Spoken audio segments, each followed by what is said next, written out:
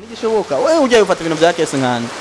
ico ni kintu nebaza yuko nigisho none shaka kumbwira ko microphone ubu ari uyifise azogira ikibazo kinini cyane ndinze ndabivuga kuko hari ibintu ndanavuga kuri uno mwanya nye turekeje kumwitwarira ubutungane bonyene abajeje umutekano bacamurondera ndayizi ko hajya umusazi yaguteye ibuye nawe ugacitora irindi buka mutera mwese muba mubaye abasazi nimba atahembwe petetre nuko nawe nyene ataco yinjije muri kampuni aho naririmbye igishego ndabivutse naririmbye igishego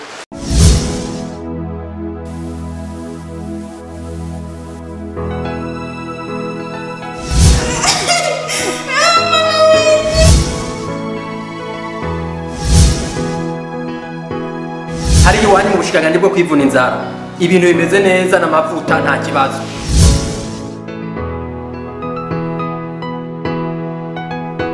wa mugabo wawe sha ndamubonanye na wa muyaya wawe mukabari oya nukurabuka mbwene ko nandi kwijanye ya boss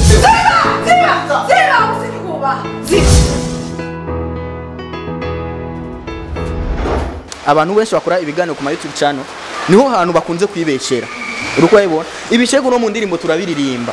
uruko yavyumva mugabo sabantu bari bo bose bashe kumenya ngo ni gishego none nk'ahantu naririmbye ati egera ugigi kaju curukundo gisosaso aho naririmbye igishego ndabivutse naririmbye igishego ariko ni bangahe babizi nawe urumva ko atavyo warutse nandi ntavyo nari igikaje cy'urukundo ni hari umusigati urumva ati uwo n'umusigati w'urukundo kuko igikaje mu kirundi kiza n'umusigati none hari ahantu uruga ramba ati ngo n'umusigati w'urukundo uruko yavyumva rero bivana n'imvugo dukoresha mu kubaza uriya muntu ntumvirize ngo turiko tuvuga igishego ahubwo raba imvugo turiko turagira gute turiko turakoresha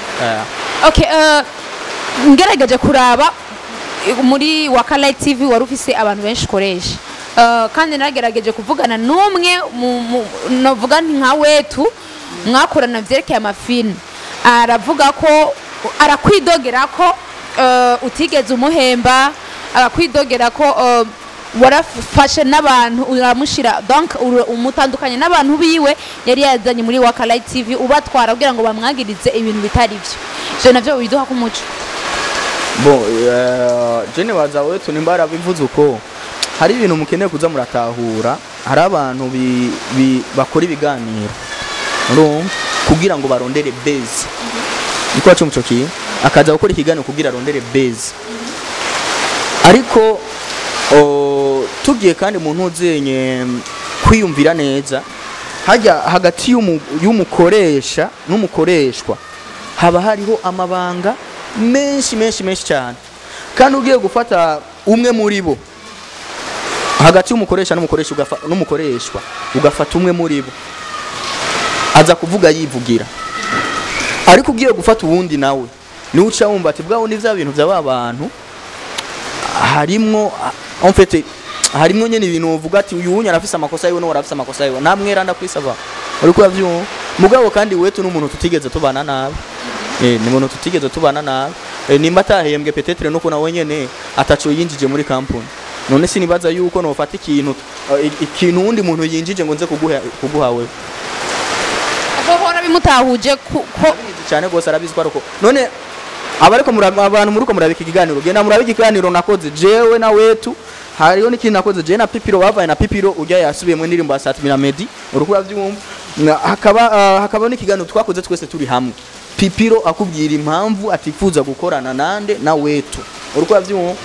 nivyo bintu wetu nimbara bivuze Pipiro navyo wewe yigeze avuga muri ico kiganiro kandi ndi sire Pipiro no mwanya murondera yo kubwira ati twebwe twame twifuza gutandukana na wetu kuva tutaratangwa gukorera muri Waka niko yavyumva rero ni ibintu simple tu kandi wetu n'umuntu mwiza attention n'umuntu afise ubwenge ariyumvira ivyo ariko arakora kandi novuga yuko arigenza neza vraiment arazi kubana n'abantu ego mu minsi 2 canke 3 iheze twaringeze kandi kumva amatati hagati y'abakoreshwa bawe yego na nuwahoza ari umugenzi wawe Bienfrima hageze donc harabaye ingwano gushika naho umujournaliste wawe atakaza telefone Bienfrima afata ibikoresho byawe avuga ko atabitanga eka no mu kiganiro twakoranye avuga nti ntashobora kubitanga icyo mbere na mbere ndakene kumenya amatati ari hagati yawe na Bienfrima bon icambere novuga kwanza abantu bamenye kwanza kuvyerekeye bijya bikoresho yoba yarafashe vya Wakala TV nta n'iminota 10 byamaze mu biganza vyiwe bijya bintu yabitoye kugira kore gusa bijya biganiro kandi namwebwe mu kiganiro mwakoze yarabeberetse ntiyabinyeretse yambwiye ngo bitwawe n'umuduga hinge uriko avyumva yabitoye kugira akore gusa kijya kiganiro niyigeze avuga ati ngo arashoboye gufata ibintu vya kesi nigishoboka wewe ujya gufata ibintu vya kesi nkana ico ni kintu nebaza yuko nigisho none shaka kumbwira ko microphone ubu ari uyifise umvi ndawubwira ati ujya mwanya nyene microphone yari inshikiri uriko avyumva kandi ukuntu byagenze bajya bakozi biwanje nababwiye ati fata na kamera muyimuhe hama mwe muzi maybe mfima kubera azi ivyo namubwiye nigeze kumubwira wenyene aciye abihamagara tora ibikoresho niwe bahamagara wenyene niwe yabiya none byagenze gute tora ibikoresho mugende gusa mufute ikiganiro twakoranye uriko avyumva niwe nyene yabahamagara bigiriye babiretse ko jana nababwiye ati nimubireke gusa kimwe nimureke gukora ibindi biganiro ngo nuko habuze microphone fatisha amajwi telefone uriko avyumva mugende mukora ibindi biganiro hama rero Bienfrima abonye bagiye yaciye amenya directement efe iza gukurikira apo arababwira ati ingo basi ico kiganiro twakoranye ni mugifute hama muheze mugire gute mutori ibikoresho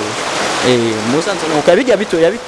tugira kore bira biganiro urumva ariko arondera nawe nyene ivyo navuga ati abantu bakora ibiganiro kugira barondere base toye Hage wowe none intanduro y'induru zanyu byandurutse biva he bon jewe na bintu byinshi novuga kuri Bienfrima uriko ravyo gusa Bienfrima yamayike kacane yuko ishoye kuvuga amabanga yiyo kuko Bienfrima nzi ibintu byiwe byinshi cyane byinshi bye uvyumva nubwo novuga ngo ntangi ibiganiro mvuga gusa ibintu bya Bienfrima wewe no guha ikiganiro ca 20 minutes Isaac ngamu ikiganiro ca 20 minutes Landry ngamu ikiganiro ca 20 minutes kuri waka kandi na hantu na hamwe no kwigera mvuga ico navuze ku yindi TV urumva ku mabanga gusanzi ya Bienfrima uko yacyumucokiye ariko je n'umuntu ndafise ubwenge ndiyumvira urwa vyo ndi umuntu nzi ndiko ndakora ikiganiro ndiko ndabwa n'abantu bangana gute uriko yavyumva ndiko ndabwa n'abantu babavye abantu baba mama badukuriye twebwe hari abantu babana bariko bariga biciye kuri twebwe cishobora kugenda ngo mvuge n'importe comment ariko hari jambo nigeze kumubwira Bienfrima nkamubwira ati ukazosubira kuncisha mu kanwa kiwa ico gihe ariko asaba ikigongwe hari kiganiro yari yakoze kwa Isaac aca namubwira Isaac agifuse Bienfrima muri iryo joro nyene naraye namubwira nti wewe duhurire kuri parke ya Nahangwa umengo kama yambwiye kuwa mbere namba kuwa mbere kuko ari muri weekend braza mbabarira urabona cyane mu yati ukazosubira kuncisha mu kanwa kawe urwa byo jeje nyene nzomenya ivyo nkora mugabo uni mwanya naricaye niyumvira ibintu byo muri entertainment nitwirukire kubitwara mu butungane kubitwara hehe ngo nitwari umuririmbyi kanaka kubera ko yamvuze nabi na wewe ejo urashowe gutsita ukavuga uwundi nabi none nawe bazoshobora kwitwarira oya rero reka basi kandi kindi naco mwebwe mwarabikoze murabishira ko ibintu byo kunyoza namwebwe mwenyene aya ma TV yose yabishize ko ngomvye nogira gute no yitwarira me na Jeff TV uriko avyumva naje hari ibintu namashira ko peut-être bitiyoza abandi uriko abibona rero pourquoi cange na kwitwarira abandi impossible reka nimba hari ikintu nimba ari ubwo buhumbi bubiri canke $1 imwe canke $2 ziza kwinjira biciye kuri kijya kiganiro mwashire ko kinyoza reka zinjire kuko hari abantu bakeneye kurya biciye ku izina ry'iwawe uruko yakimoco kiye iryo zina ry'iwawe hari abantu bakeneye gushira uko mu kanwa biciye kuri kandi nawe urashobora kurya uciye ku mazina y'abandi bantu nivyo erega sinavuze ngo bakeneye kurya baciye ku izina ryanje natanza ko kuri wewe basi navuze ati abantu bakeneye guca kurya baciye ku izina ry'iwawe sinavuze ku izina ryanje bisigura ko najewe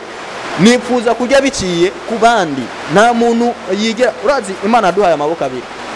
uzima mu baduhaye amaboko abiri kubera iki uko kugafashuko bisigura yuko jewe wewe utariho je zishoye kuba urwa vyumva rero iyo umaze gutahura ibintu nk'ivyo hari ibintu bimwe mucuza urirengagiza ukavuga ati kandi ikindi nacu ugutuka ntabwo utorera igitutsi. Je ndibaza Bienfrima siwe guhagarara ngaho ndamutuke ndamuvuge nabi ndazi probleme yiwe ndayizi ko hajya umusazi iyo aguteye ibuye nawe ugacitora irindi buka mutera mwese muba mubaye abasazi nuko yavyumo rero sisho kuca njanga ngo Bienfrima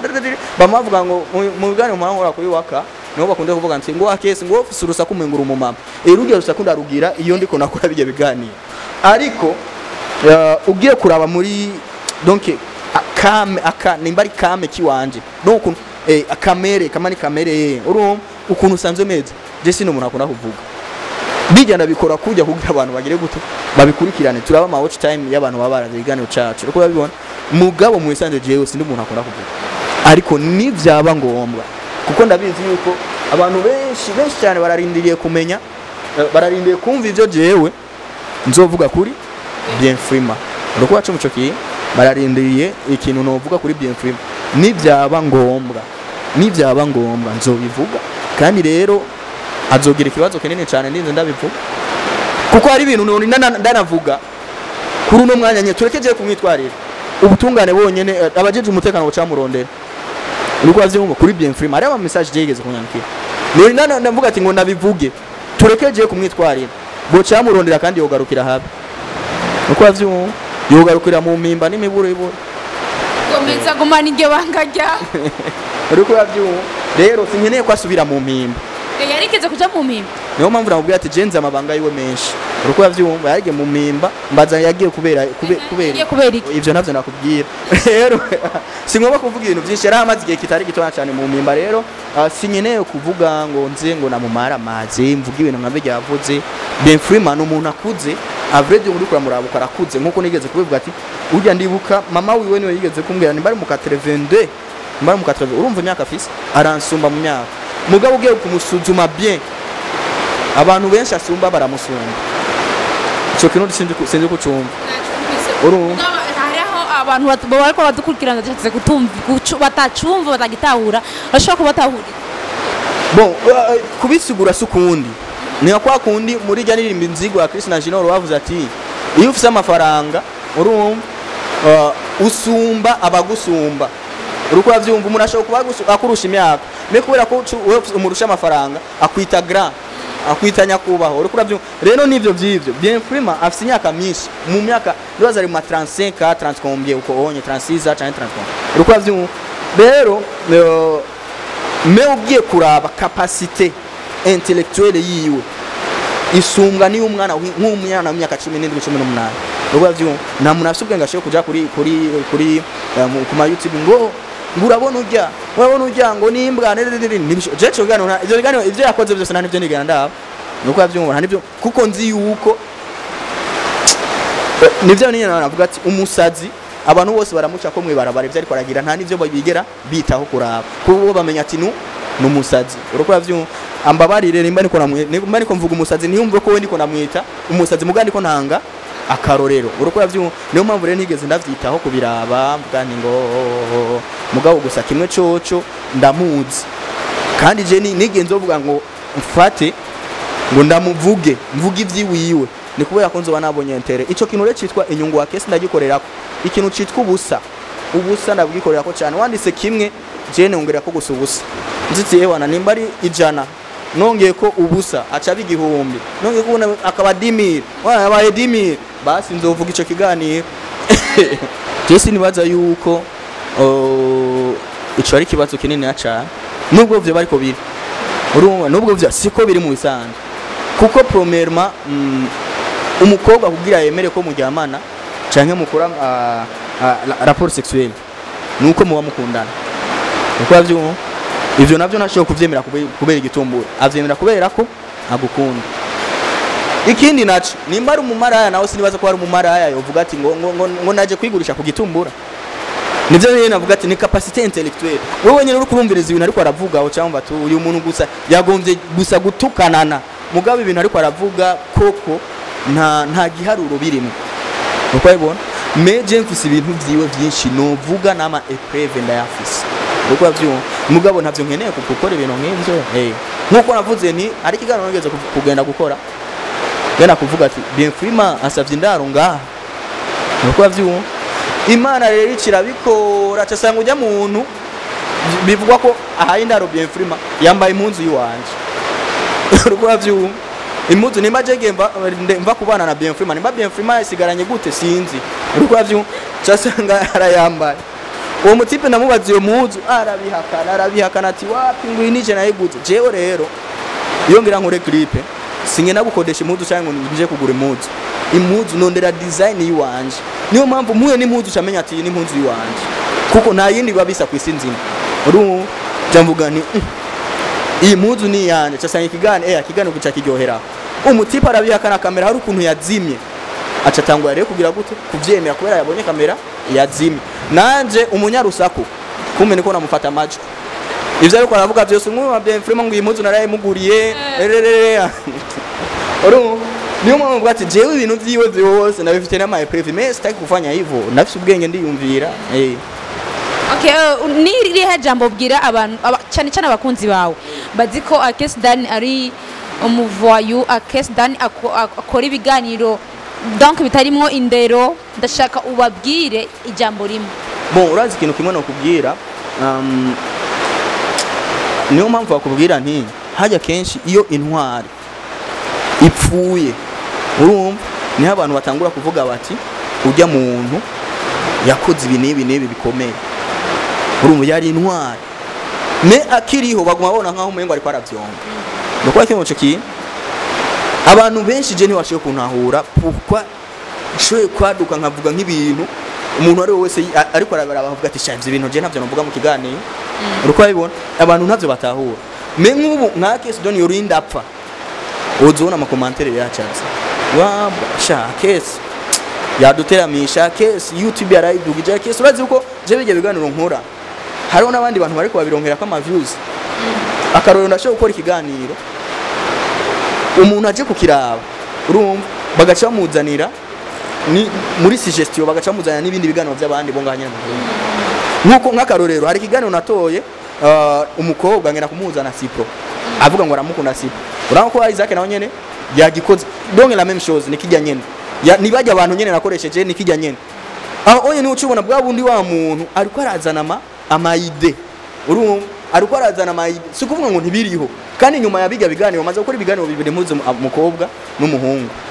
inyweje ibiganiro maze kuronka abantu benshi bagumasa bati nanje muzana naka nanje benshi cyane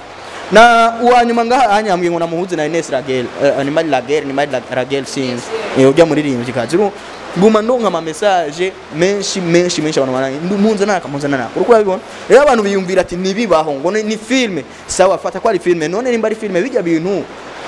wabonye mu ntibibaho ngo Akes yagiye kuvugisha amapepo sawa data ni filme none amapepo ntabaho ntaganira n'abantu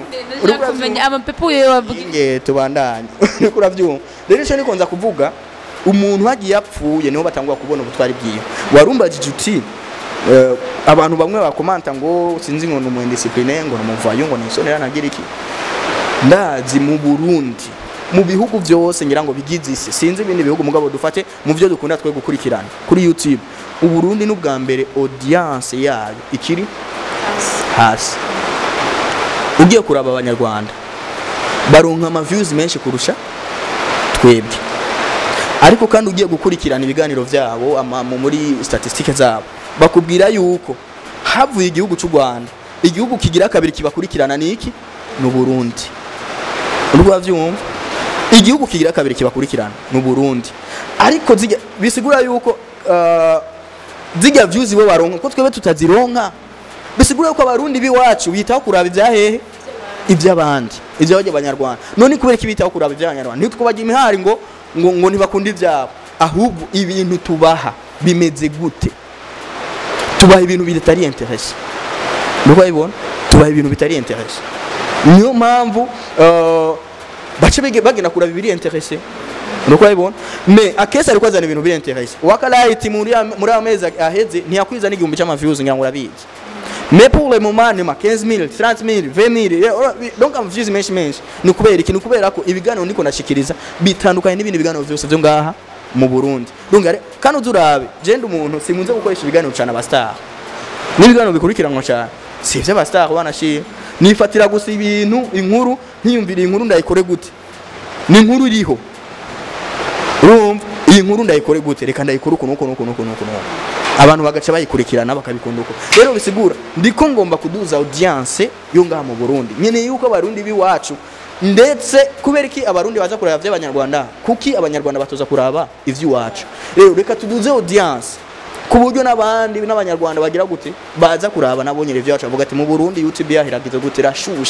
irashushe ama YouTube channel yaharashushe uko bayibona rero nuko je nibaza yuko ama commentaire y'abafana turayabona sometime umugabo twibwe kuba tuba tuzi ni giki turiko turarondera urumva ni turiko turarondera ntidushoboye guca tuyagarika pour le moment ndashimira kwanza ukuntu bari barakurikirana Wakala TV nuvuga ko iri mu binyamakuru vya mbere mu Burundi bikurikirana kuri no mwanya uko bayibona kandi nkifuza yuko nimba atari ya mbere kuko arabavuga ko ari ya mbere arabavuga ko atari ya mbere nimba rero atari ya mbere ndifuza yuko nabo bose bavuga ko atari ya mbere bazoruhuka bavuze yuko Wakala TV mu binyamakuru byose bishikiriza amakuru ni ya mbere cyo kintu ndacifuza cyane kandi nzoruhuka ndagishitseko ama commentaire hari umuntu agira commentaire wenyine ukabona ati uyu muntu iyi message yanditse commentaire yanditse uyu n'umuntu muzima ntari abandi usangaje gukomanta wenyine ukaraba commentaire ukavuga ati uye yakomanse tukubwo gukomanta so ati nakunze ibintu nagize cyangwa nankunda cyangwa nagira iki uruko yibona me commentaire yiwe ntakivuze me hari umuntu agira commentaire yuri koresoma irango nawe bihora bigushikira ukabona neza yuko umuntu hari umuntu yagize commentaire ukumva ko commentaire yiwe gukozeko uruko yibona rero ni ibintu nk'ivyo nidushe gushatwa dutera kwiruka ngo ndo ivu akajya muko gusezera ko nziba Ihuriro TV nakunzi ba Wakala TV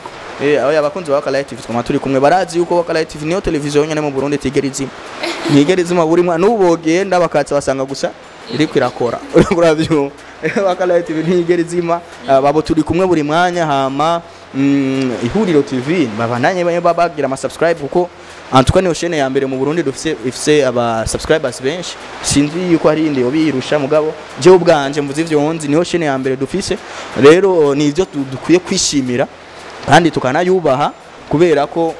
yatugejeje ku rundi rugero tutari bwigere tugira gute dushikako rero babanaye bafite ama subscribe menshi mana ikurikirana n'umanager wa Ihuriro TV nawe nyene ndabona ari kwazana akantu gashasha ko kuvanga ibiganiro n'amafilme safi sana Deborah Mugisha kuri micro nari kumwe na Akesdan CEO wa Wakala TV be mbwiye ngo CEO gisigura iki we nawe niho kivuze Chief Executive Officer mwacumvise Chief Executive Officer ariko shaje wagomba unyifatire ngaho reka ndabashimire mwe mwese kwa kuri Ihuriro TV Deborah Mugisha bye bye nawe ta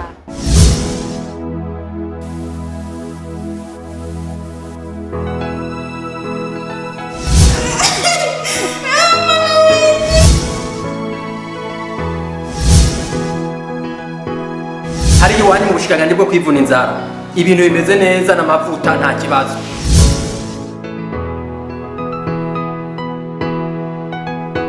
wa mugabo wawe sha ndamubonanye na wa muyaya wawe mu kabari oya nukura mukambwene nako nandi kwijya ya bose ziba usikuba ziba